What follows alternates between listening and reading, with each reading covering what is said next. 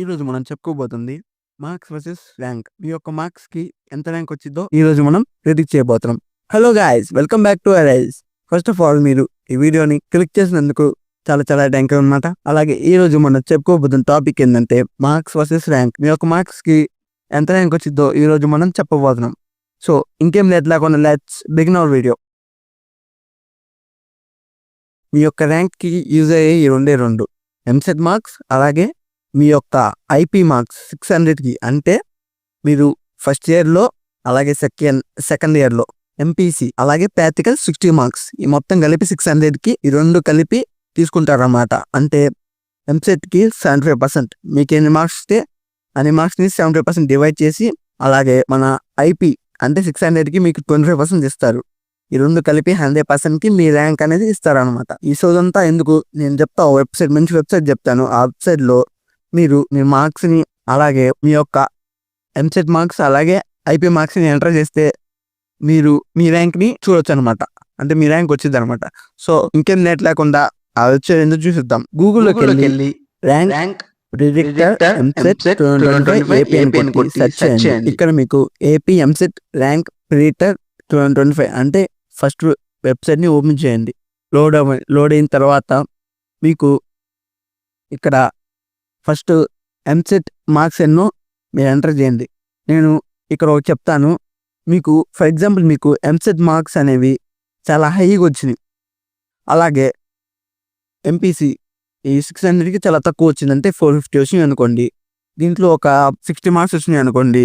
60 marks వచ్చి దీంట్లో ఒక 450 మార్క్స్ వచ్చినాయి అనుకోండి. చూద్దాం ఇప్పుడు మీకు డిఫరెన్స్ కనపడిద్ది. మీరు ఇక్కడ డీటెయిల్స్ అన్ని ఫిల్ చేయండి. మొబైల్ నెంబర్ ఎంటర్ చేయడం మాత్రం మర్చిపోమాకండి.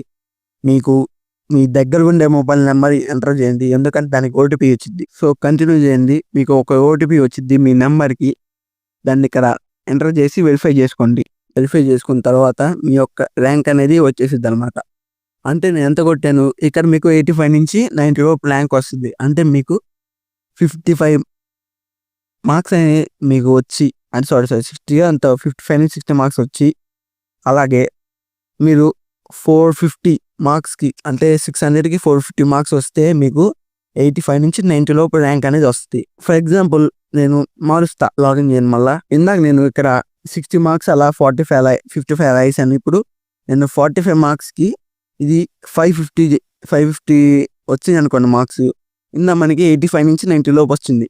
ఇప్పుడు చూద్దాం ఎలా వస్తుందో ర్యాంకు. ఈ డీటెయిల్స్ అన్ని మీరు ఎంటర్ చేయండి. నేను ఎంటర్ చేసిన తర్వాత ఇప్పుడు చూద్దాం. అంటే మీరు ఇందాక మీరు 60 మార్క్స్ ఎంసెట్లో వచ్చినాయి, 450 ఏమో ఐపీ మార్క్స్లో వచ్చింది. ఇప్పుడు మీరు ఐపీలోనేమో 550 వచ్చినాయి, అలాగే ఎంసెట్ 45 అనేది వచ్చింది. సో మీరు డిఫరెన్స్ అనేది చాలా అబ్జర్వ్ చేయండి, ఎందుకంటే వీటిల్లో ఐపీ మార్క్స్ అనేవి చాలా క్లియర్ పే చేస్తాయి అనమాట. సో మీరు కూడా చెక్ చేయండి, ఇలాగే వస్తుంది.